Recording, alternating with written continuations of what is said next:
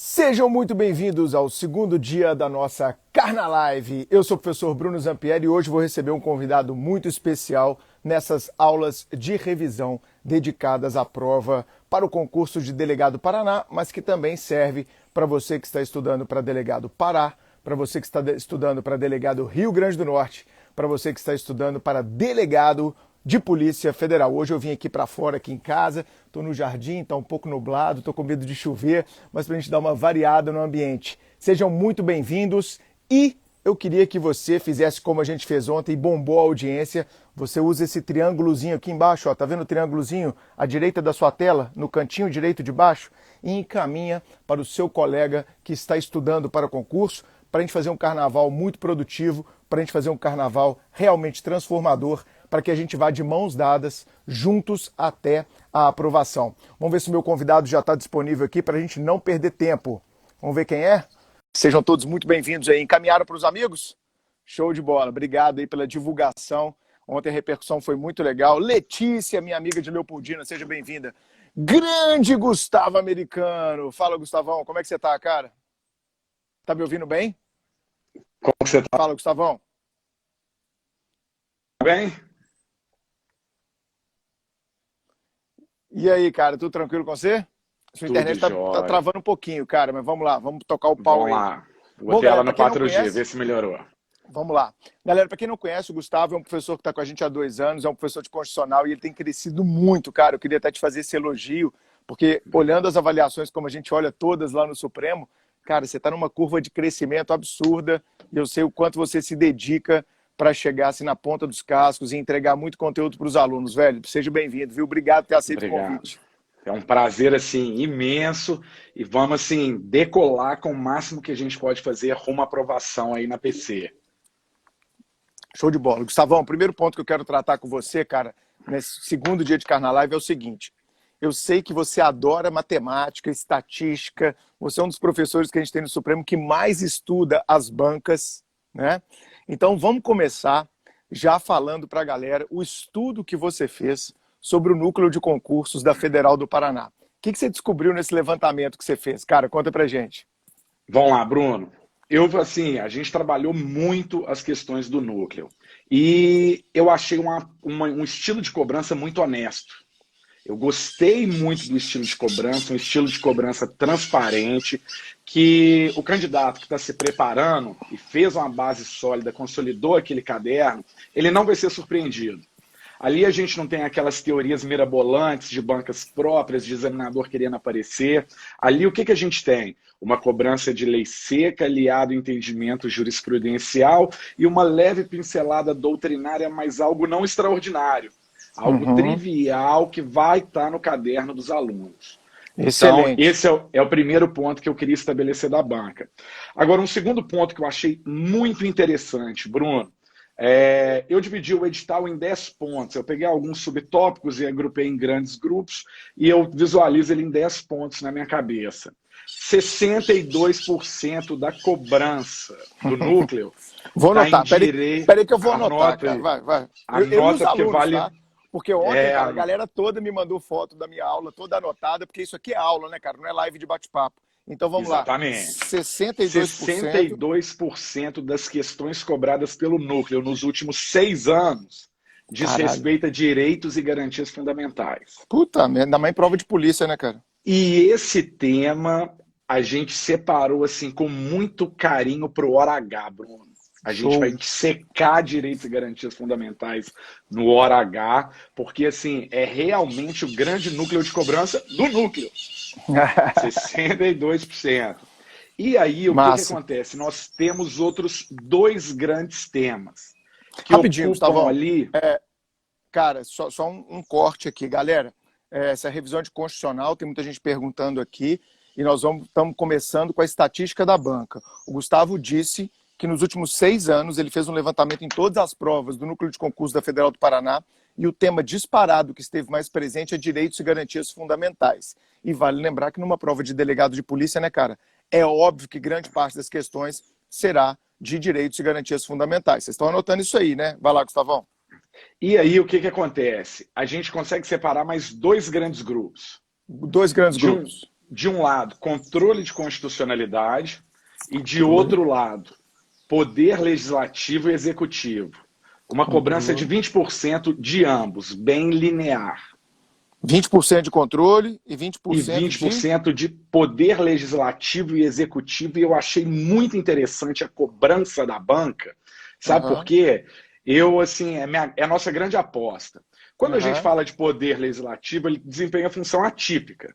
Sim. E aí você pega o Senado Federal, ele desempenha função jurisdicional no julgamento do presidente em crime de responsabilidade, por exemplo. Então a banca faz uma cobrança interdisciplinar misturando competências do legislativo com crimes de responsabilidade do executivo.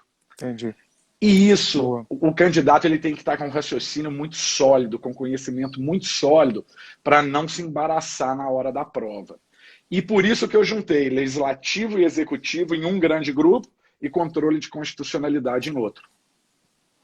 Entendi, cara. Então, legislativo, executivo e controle de constitucionalidade. Então, a gente já tem aqui, galera, uma estatística sobre o Núcleo de Concurso do Paraná. Falta uma semana para a prova, hoje é sábado de carnaval, vocês estão no Carnalive.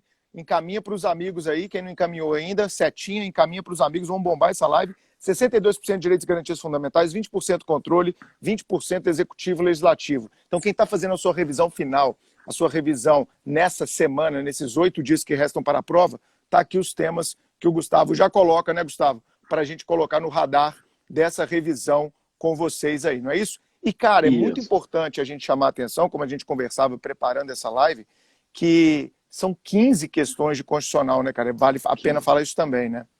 Muita questão de direito constitucional.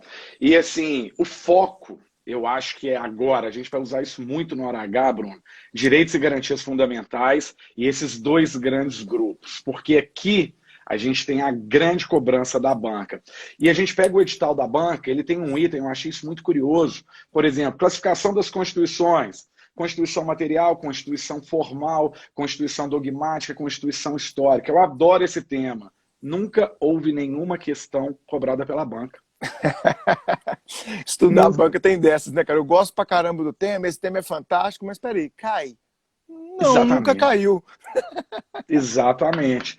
Outro tema que eu sou fã, poder constituinte originário. Sou fã, adoro de dissecar originário, derivado, derivado decorrente, reformador, difuso, transnacional. Eu gosto até de aprofundar nas aulas. 2 questões cobradas nos últimos 6 anos. Então, não adianta. Cara, não tem como fugir da realidade, ser mais realista que o rei, né, Gustavão? Exatamente. Mas excelente, cara. Já começamos super bem com essa análise da banca, com essa apresentação inicial para os alunos nesses 10 primeiros minutos. E vamos ver o que você separou para esse segundo dia de aula aqui no Carnalive. Cara, qual foi o primeiro tema que você separou para a galera aí? Vamos lá, velhão. Bruno, vamos lá. Eu quero trabalhar muito agora, trabalhar com o pessoal, informações sobre poder legislativo e executivo, justamente. Sabe por quê? A gente tem que ter um raciocínio e um juízo crítico do candidato na hora de resolver a questão para verificar se o núcleo está cobrando o texto literal da Constituição, se é uma cobrança de lei seca, que pode acontecer, o núcleo cobra lei seca, ou se o núcleo está cobrando o recente entendimento do Supremo Tribunal Federal. E a importância de conhecer esse tema atrelado, esses pontos que a gente vai trabalhar aqui agora, é que nós temos um momento recente na nossa história que teve um procedimento de crime de responsabilidade. E a banca é atualizada. Então, essa é a nossa grande aposta aqui para hoje, para esse dia de carnaval, para trabalhar essa pincelada de legislativo com crime de responsabilidade. Então vamos lá, vamos cara. Lá? Primeira dica vamos acelerar? Vamos a galera já tá todo mundo aqui igual eu, ó, com caderno e lápis na mão, caneta, para anotar tudo que você vai falar, cara. Eu quero aprender muito com você hoje. Bora lá. Então vamos lá. Antes de tudo, essa foi só aquela aquecidinha para o pessoal deixar. O que eu quero trabalhar antes de tudo, Bruno?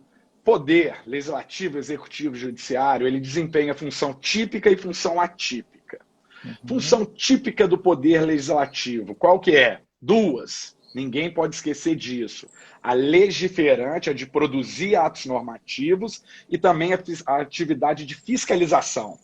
A atividade de fiscalização é uma atividade típica do poder legislativo.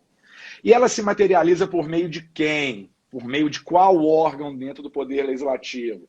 Por meio da comissão parlamentar de inquérito. E o que a gente tem de muito importante para saber da comissão parlamentar de inquérito?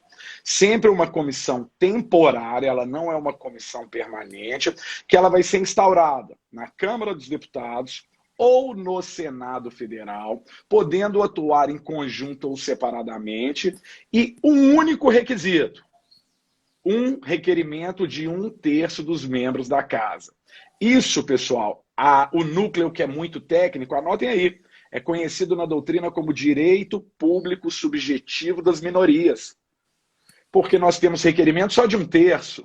Então, uma minoria da Casa Legislativa pode requerer a instauração dessa comissão e nenhum órgão do Poder Legislativo ou uma atuação do Poder Judiciário pode obstaculizar a sua criação. Por isso que é o direito público subjetivo das minorias. E aí, o que a gente precisa ter em mente, Bruno? Galera que está com o material aí, abriu o artigo 58, parágrafo 3º da Constituição. O que ele fala para a gente? Ele fala o seguinte: as comissões parlamentares de inquérito terão poderes próprios de autoridades judiciais. Isso está literal no texto da Constituição. E aí, quem for fazer prova do núcleo tem que ficar muito atento. Por quê? Se o núcleo estiver fazendo uma cobrança do texto literal da Constituição, por um juízo crítico que o candidato vai fazer, marque sem dó. Vai lá, poderes próprios das autoridades judiciais.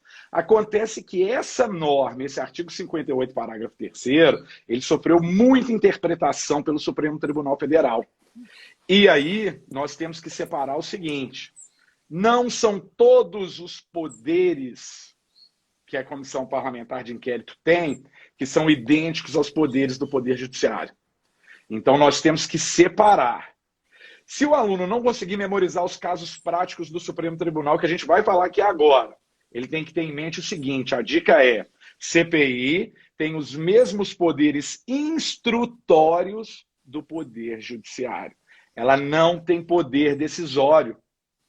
Isso significa que a CPI pode inquirir testemunha? Pode. A CPI pode decretar prisão em flagrante delito? Em flagrante pode, porque tem o flagrante facultativo, que é permitido a qualquer do povo. Se qualquer do povo pode, CPI também pode. CPI pode sair para qualquer ponto do território nacional? Pode, tranquilo. É algo de instrução daquele relatório que ela vai produzir. Pode ouvir suspeito, pode ouvir testemunha. Pode decretar quebra de sigilo bancário, fiscal e telefônico? Pode. O que eu vou pedir para a galera, Bruno? Essas 3 últimas: ouvir testemunha, ouvir o suspeito e quebra de sigilo bancário, fiscal e telefônico. Façam um asterisco.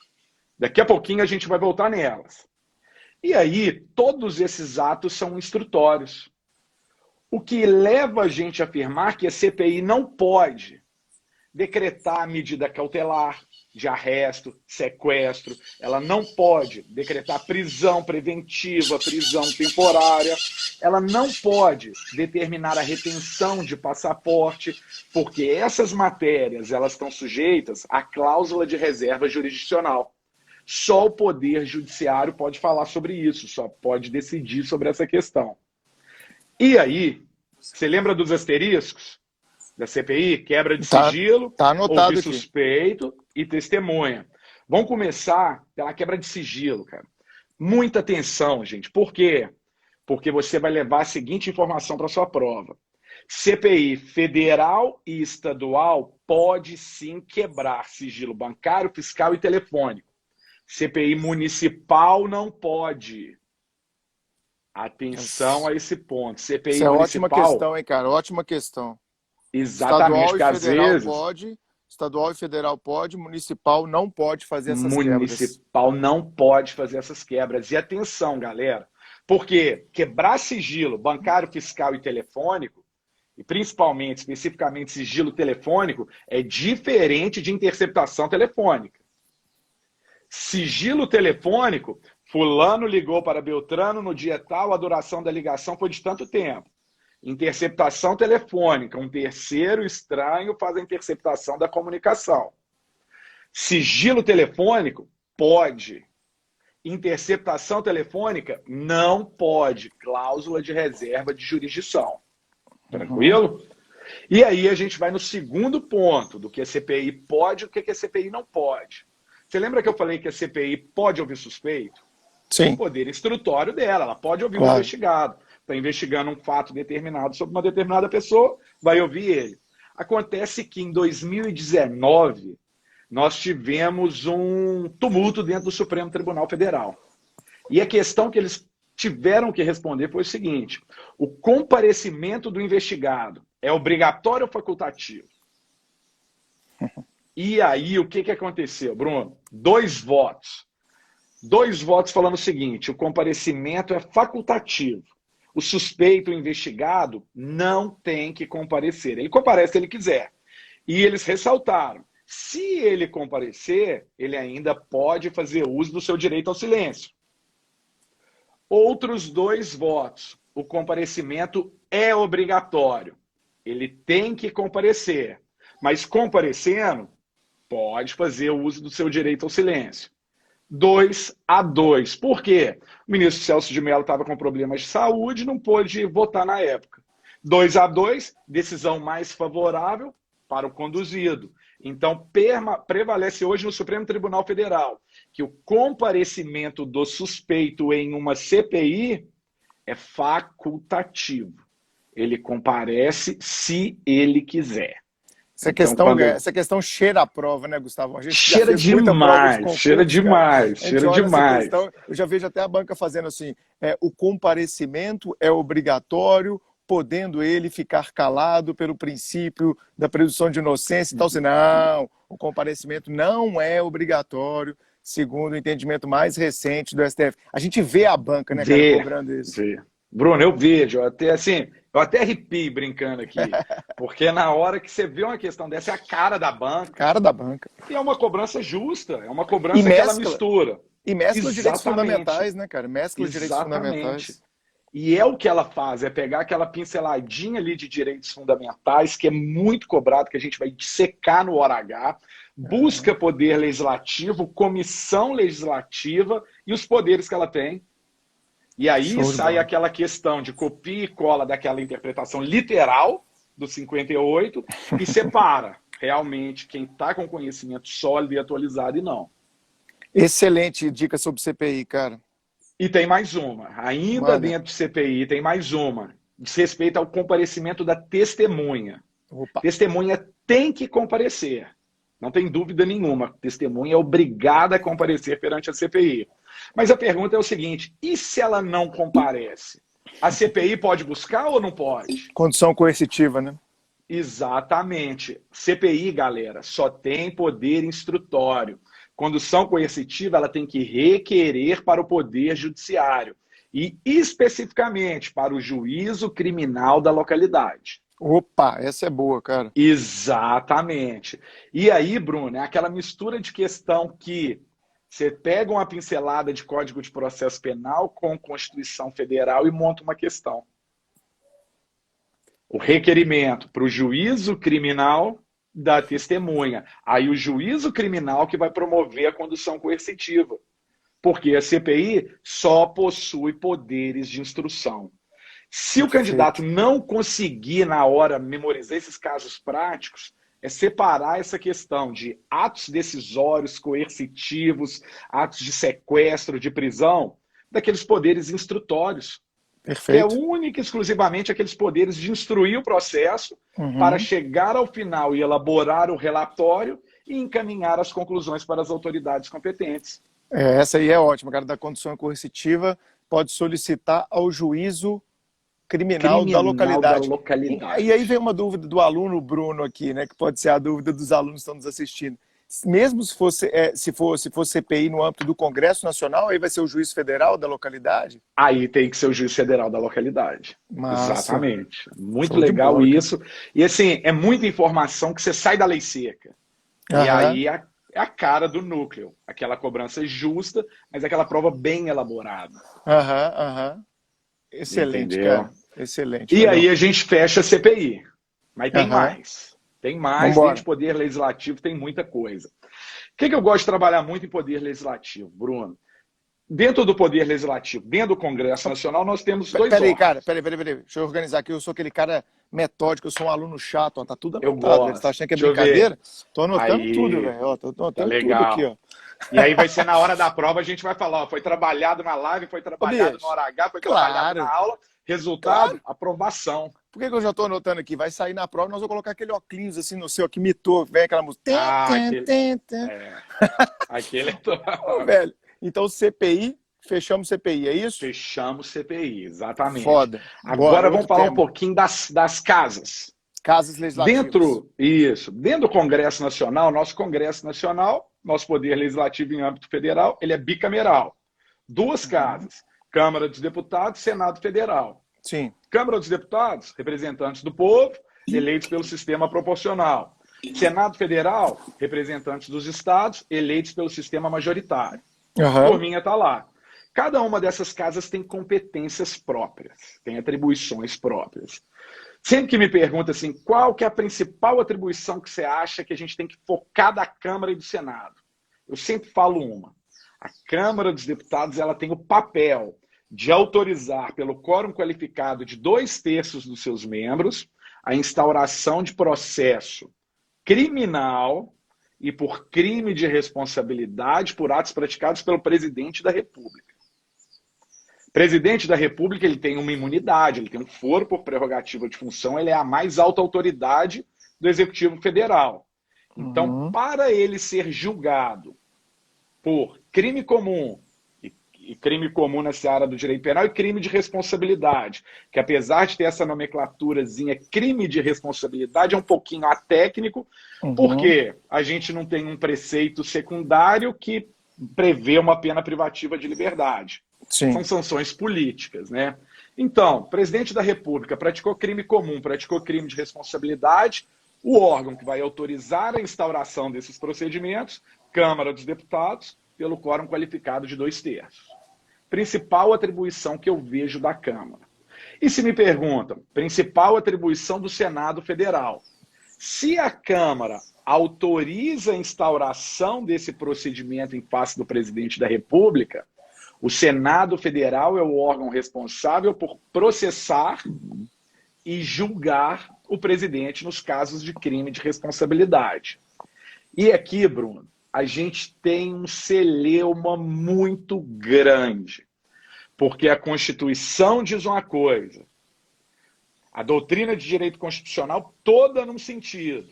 No último rito do processo de impeachment, Lewandowski falou outra coisa. Tirou do sovaco.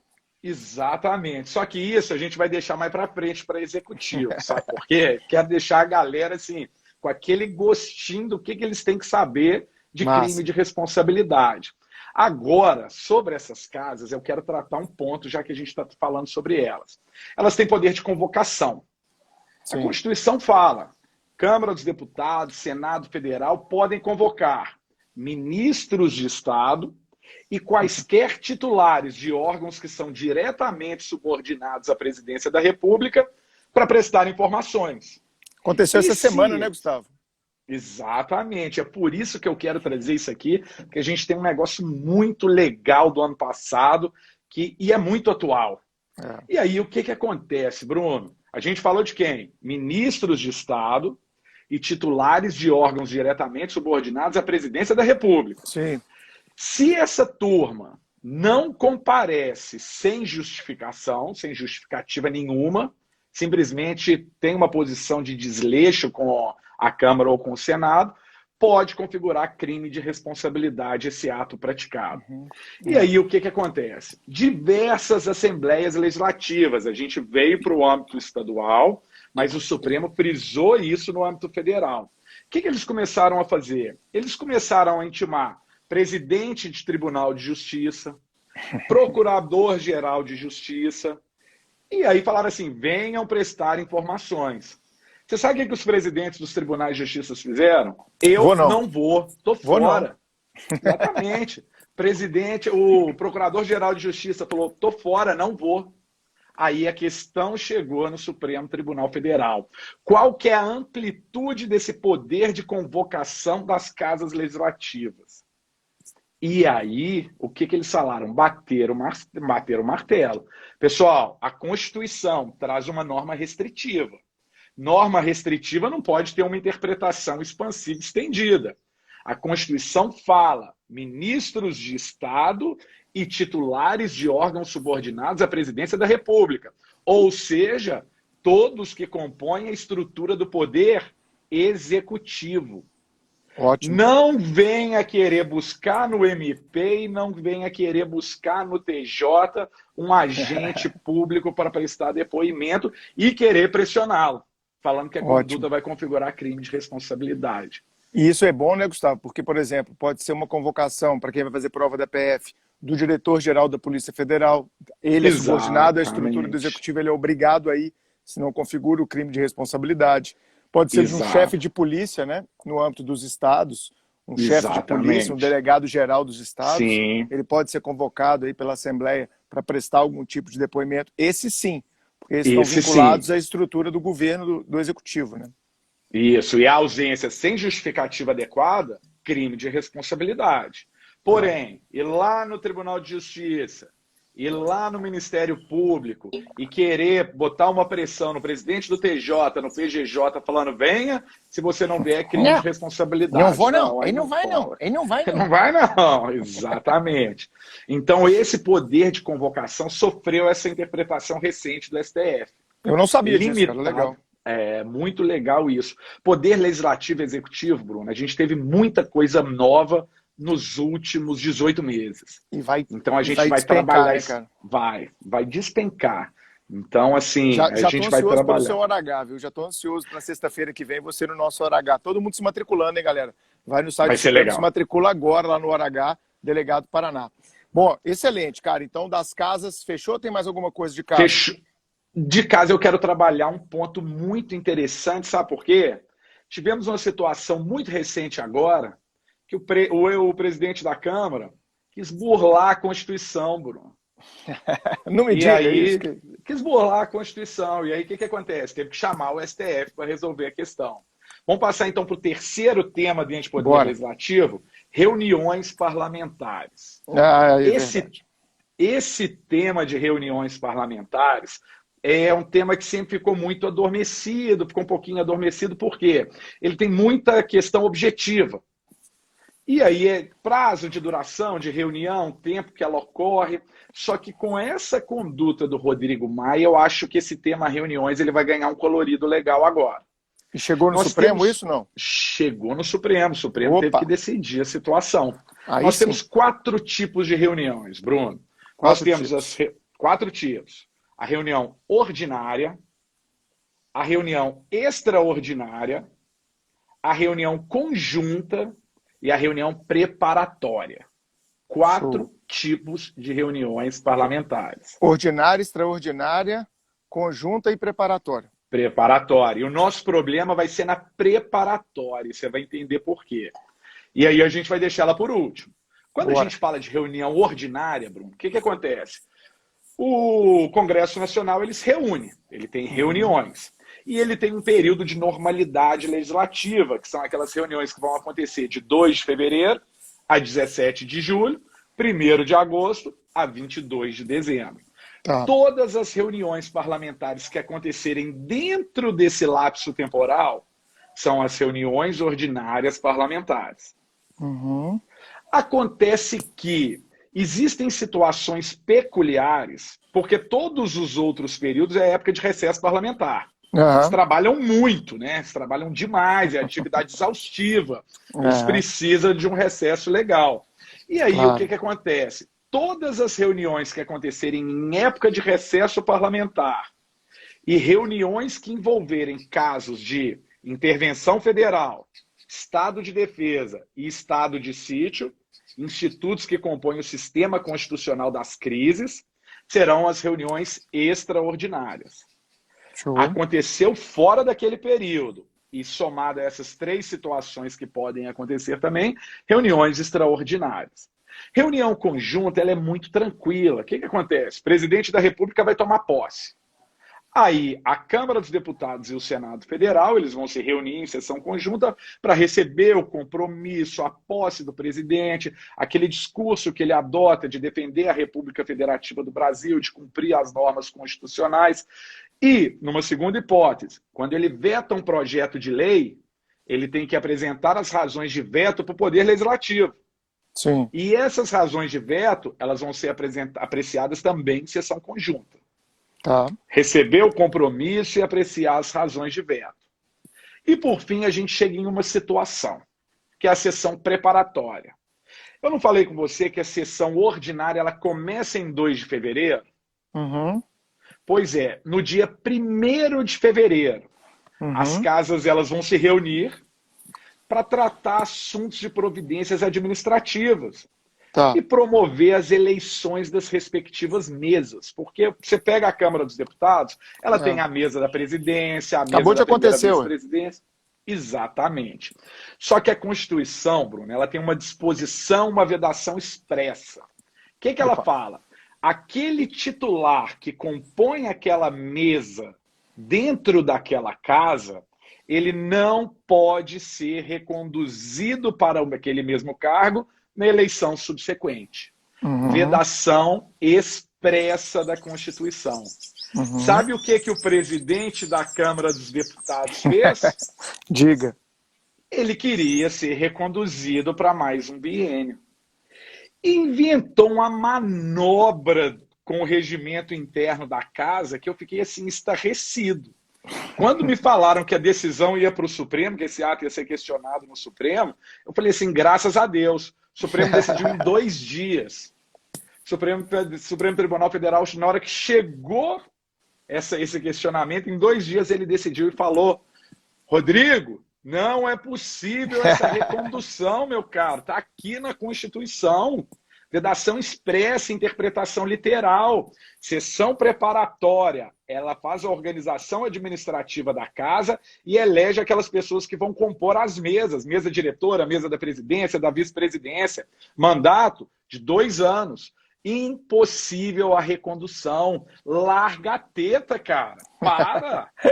Vão parar de querer perpetuar no poder. E ele já tinha tido mandato tampão, né, cara? Ele saiu do mandato tampão, foi eleito, aí permitiram, e agora ele queria a reeleição e foi vetado pelo Supremo. Exatamente, pelo Supremo. Então eu acho que agora, com essa decisão recente do Supremo, essa sessão preparatória, ela vai ganhar muita importância. Que é aquela partezinha da Constituição, Bruno, eu já fiz muita prova de concurso, exatamente, o artigo 57, parágrafo 4º. Opa, anota aí, galera.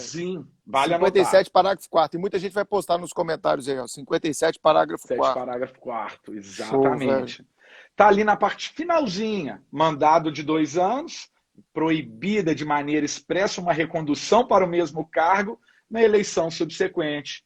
Mas ali o nosso presidente queria uma recondução. O Supremo vetou. Então eu acho que vai ganhar muita importância agora esse tema da sessão preparatória. Show, meu amigo. O que mais você separou pra gente? Tá tudo anotado aqui, tá violento minha aula. Então agora você vai anotar um tema muito legal. E tô aprendendo muito, cara. E tô aprendendo muito, igual os alunos aí. Muita gente elogiando nos comentários, viu, cara? Você tá voando. Vambora. Aqui, galera, anota aí agora que esse é muito legal também. E esse a gente vai buscar um caso que envolveu o nosso atual presidente quando ele era deputado federal. Opa! Existe um instituto que chama imunidade parlamentar. Eu adoro esse tema. É o caso da Maria do Rosário, não? Exatamente esse. Eu gosto demais desse tema, Bruno. Eu acho que STJ meteu o ferro. Exatamente, a cara do núcleo nisso.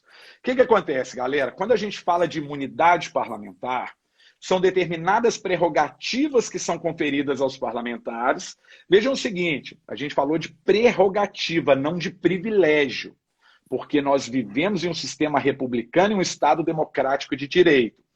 Por se tratar de prerrogativa, lembrem-se sempre que essa imunidade parlamentar ela é irrenunciável, porque ela não pertence à figura do parlamentar. Ela é inerente ao cargo que é ocupado. Sim.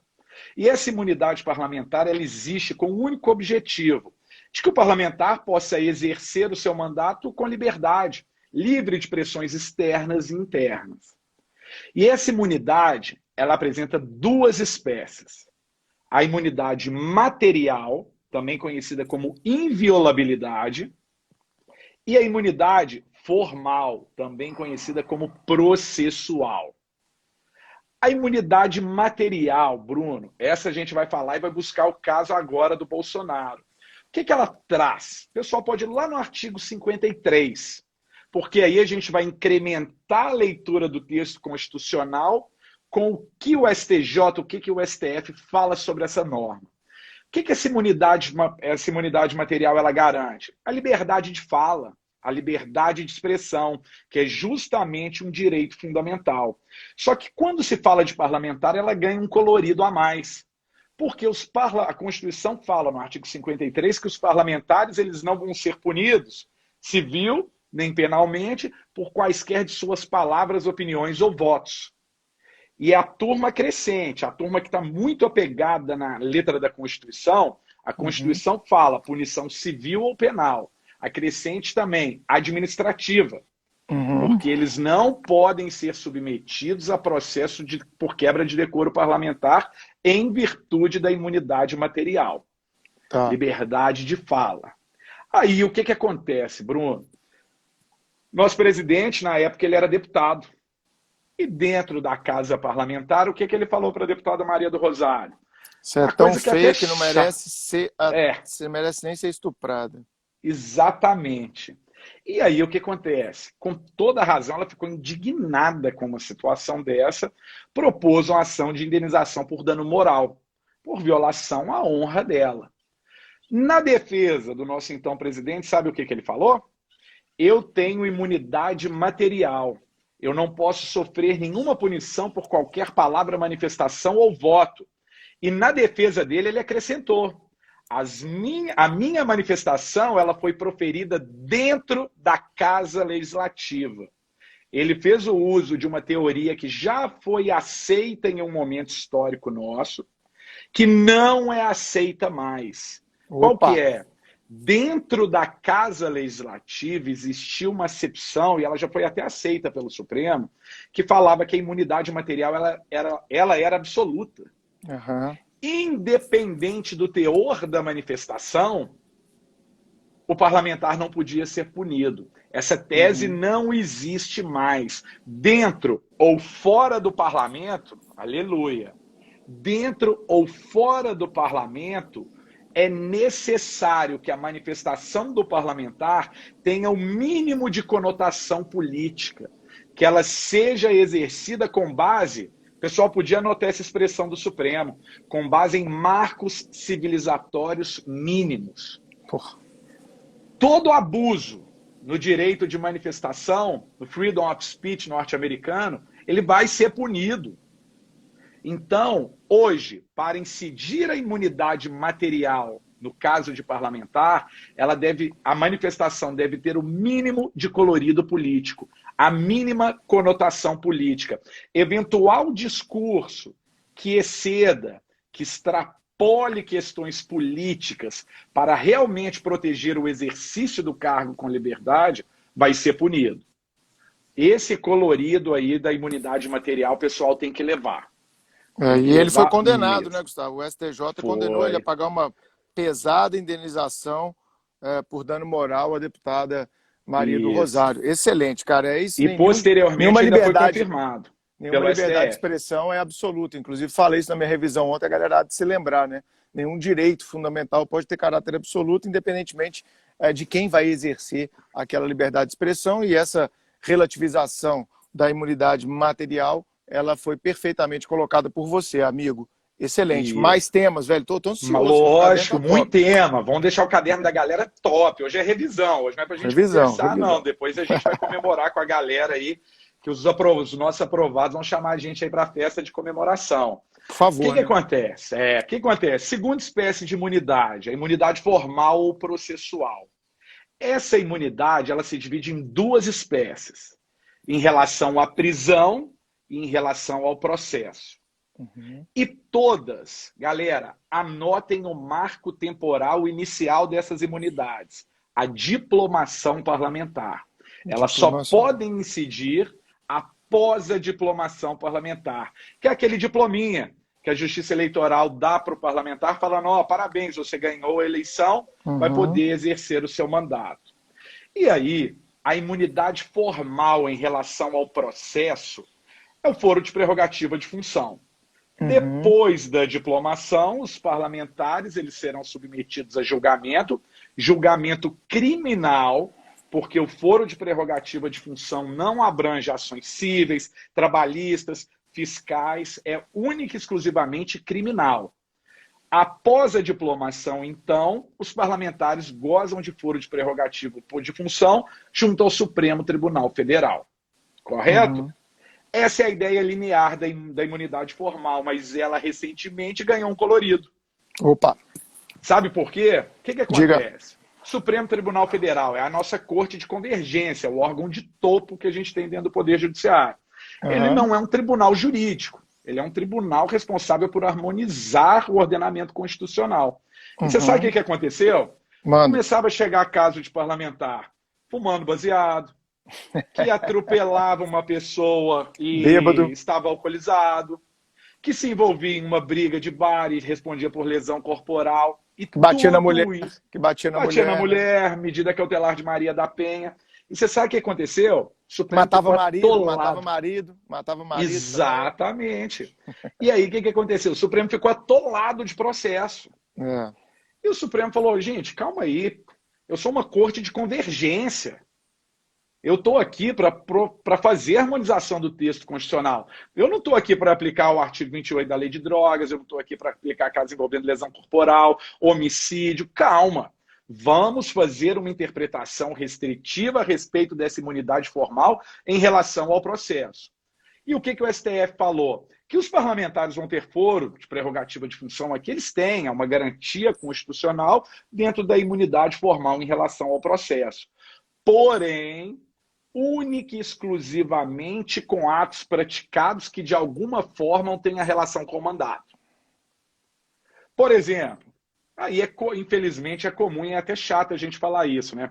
Se tem um caso de corrupção passiva ou ativa, se tem uma exploração de prestígio, se tem um tráfico de influência que envolve o mandato, o exercício do mandato, essas ações vão ser julgadas lá no Supremo Tribunal Federal. Agora, se for deputado fumando baseado, deputado envolvido com tráfico de drogas, helicóptero cheio de cocaína, lesão corporal, isso não pode ir para o Supremo. Isso vai para o juízo competente de acordo com as regras do Código de Processo Penal. Show. Mas o Supremo, somente atos relacionados ao exercício do mandato.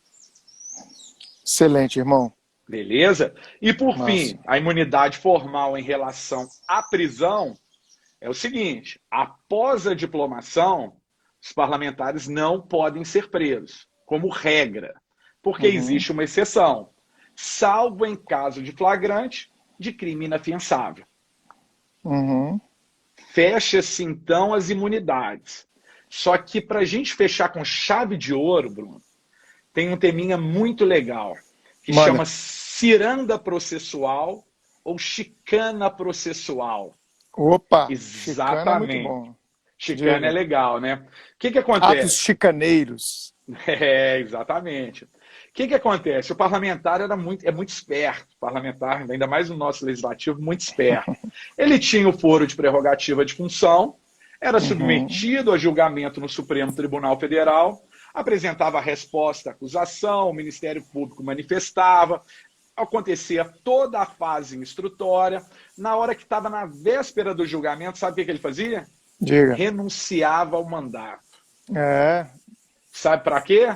Para o processo ir para o primeiro grau de jurisdição e o prazo prescricional não tinha nenhum marco interruptivo aí, chegava cada vez mais perto. Eduardo Azeredo. Exatamente. E esse vai e vem do processo Supremo, primeiro grau de jurisdição, ficou conhecido como ciranda processual, valsa processual, chicana processual. Por quê?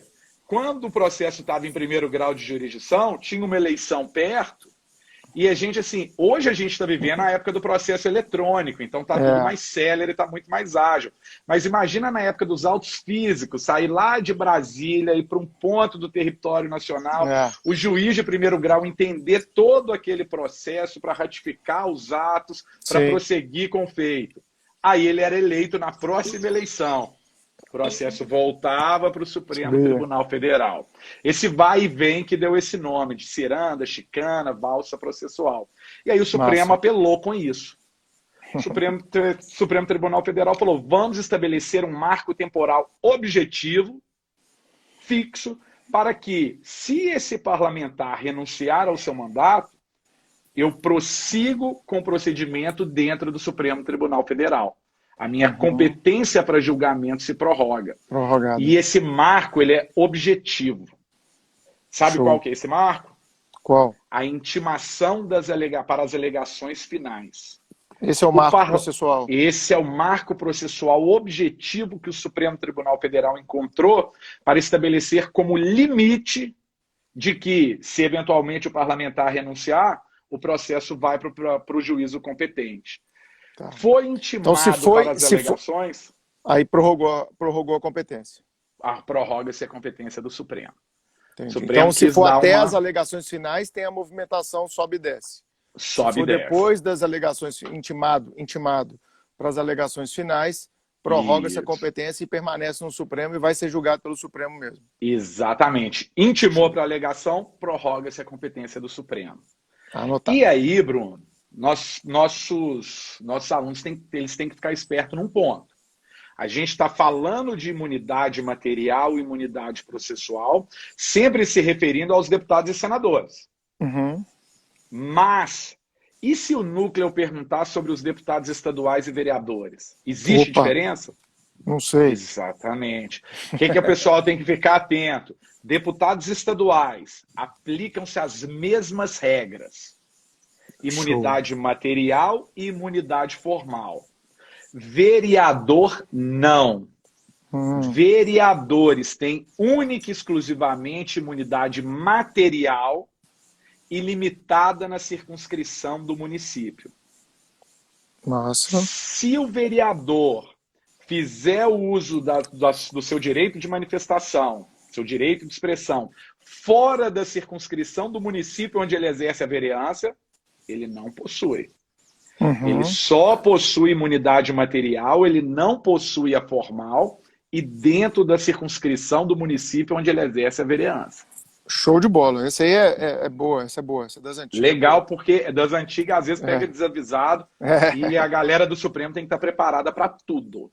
Fechou. Cara, vamos para a última dica, porque aí eu quero... Galera, nós vamos no finalzinho da live, como eu fiz ontem na minha, o Gustavo vai fazer um roteirinho de estudos para sua última semana, não é isso, Gustavão? Vai indicar alguns artigos para vocês estudarem na última semana. Então, última dica e a gente parte já para os artigos. Cara, pode ser? Vamos lá. Porque só falta vamos interligar aqui.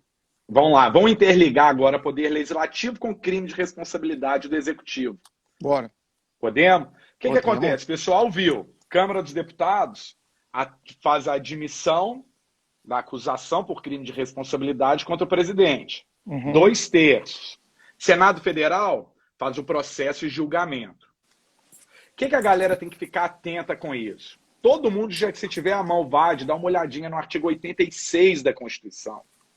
O artigo 86 ele fala o quê? Admitida a acusação contra o presidente da República, pelo quórum qualificado de 2/3.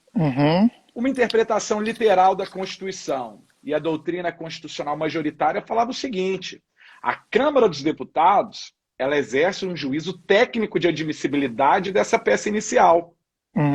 O Senado estaria vinculado ao processo e julgamento dessa admissão da acusação. Isso é o que diz a Constituição. O aluno tem que ficar atento, ter um juízo crítico se a banca está cobrando a interpretação literal que fala admitida, ou se a banca vai cobrar a interpretação do Supremo. A interpretação do Supremo é a seguinte: a Câmara dos Deputados não exerce um juízo técnico de admissibilidade da acusação. A Câmara dos Deputados ela atua em uma fase pré-processual. A Câmara dos Deputados faz, na verdade, aquilo que a gente tem no processo penal de condição de procedibilidade. O processo e julgamento no Senado, ele passa por essa condição de procedibilidade da Câmara. Significa que o Senado não está vinculado a essa decisão de admissão da Câmara, além de não estar vinculado a essa decisão. O verdadeiro juízo de admissibilidade é feito no Senado, então é somente quando o Senado admite essa peça acusatória é que o presidente da República vai ficar suspenso de suas funções pelo prazo de 180 dias. Massa, e aí ele vai ser julgado pelo Senado. Sendo julgado pelo Senado, quais são as duas penas que ele pode sofrer? Pena de perda do cargo com inabilitação das funções pelo prazo de 8 anos. A Constituição, no artigo 52, parágrafo único, traz essa palavrinha, com, o que significa dizer que são penas que estão interligadas. A pena de perda do cargo gera inabilitação. Entendimento tranquilo por uma interpretação literal e dos constitucionalistas. Só que no último julgamento do processo de impeachment, Humberto Costa levantou a mão e falou: Lewandowski, faz o seguinte, mostrou uma pilha de livro para ele. Falou assim, olha aqui, todos esses livros falam que são penas autônomas. Então a gente tem que fazer um julgamento para a pena de perda do cargo e outro julgamento para a suspensão das funções, inabilitação das funções. Lewandowski falou assim, Humberto Costa, você está certinho, cara. A interpretação literal da Constituição dá conta disso. São penas autônomas. Isso ficou conhecido como fatiamento do julgamento do crime de responsabilidade. E aí o aluno tem que ter muita atenção. Se está sendo feita a cobrança do texto legal do artigo 52, ou se a questão faz referência ao entendimento do Supremo Tribunal Federal. É isso, Gustavão. E como é que o aluno do Supremo, que vai passar para delegado do Paraná, vai identificar isso? Na cabeça da questão, gente. Muitas vezes está assim, julgue os itens abaixo conforme a Constituição. Assinale a alternativa correta conforme a Constituição. Então, se a galera nem lê, né? Só é a correta. Deixa eu ver qual que é a correta. Não, tem que ler tudo, né? E aí, se coloca lá em cima conforme a Constituição, é para você pensar na lei seca, né? Exatamente. Aí ele pode colocar conforme entendimento recente dos tribunais superiores. Aí é para você lembrar da posição do Lewandowski. Então você tem que ter a malandragem de ler com os dedos, mastigando as palavras, porque a palavra não está lá colocada pela banca à toa, né, Gustavão? Exatamente. Cara, a gente tem mais 4 minutos aqui para nossa live fechar. Eu poderia ficar o dia inteiro conversando com você. Eu adoraria. Cara, você está cada dia mais brilhante, mais didático, mais pausado. Né? Aquela ansiedade inicial quando a gente começa a dar aula, ela já foi embora. Eu te falei isso lá atrás, você lembra disso, né? Há uma ansiedade natural quando a gente começa a dar aula. Você está perfeito, velho. Fiquei muito feliz de te trazer aqui. Mas vamos falar agora da revisão final. O que você indica para a galera nesses 4 minutos para eles estudarem nessa última semana, velho? Direitos e garantias fundamentais. E eu acho muito legal a galera já estudar, porque na hora que a gente chegar no hora H, Bruno, a gente vai dissecar.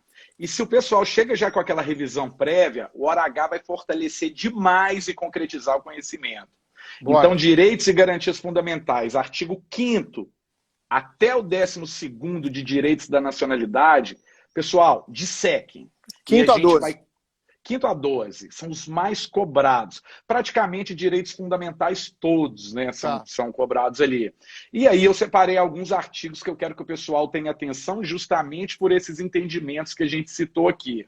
Bora, 5º Posso a 12? Falar? Vamos lá. Artigo 52. 52. 58, parágrafo 3º. 58, parágrafo 3º. Poderes da CPI. Tá.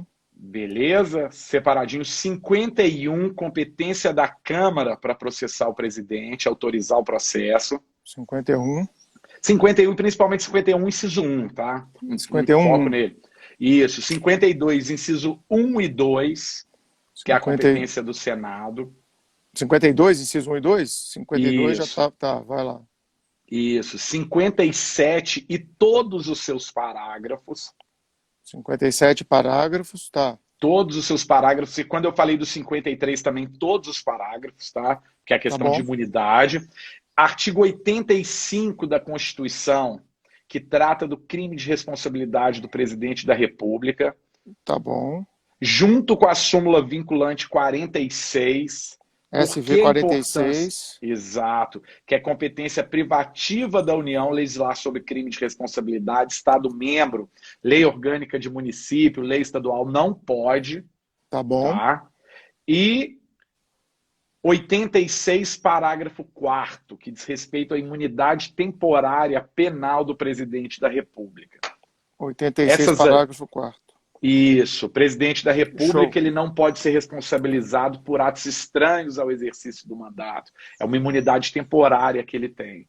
Show de bola, cara. Excelente. Beleza. São esses ou tem mais algum? São esses, aqui fechou.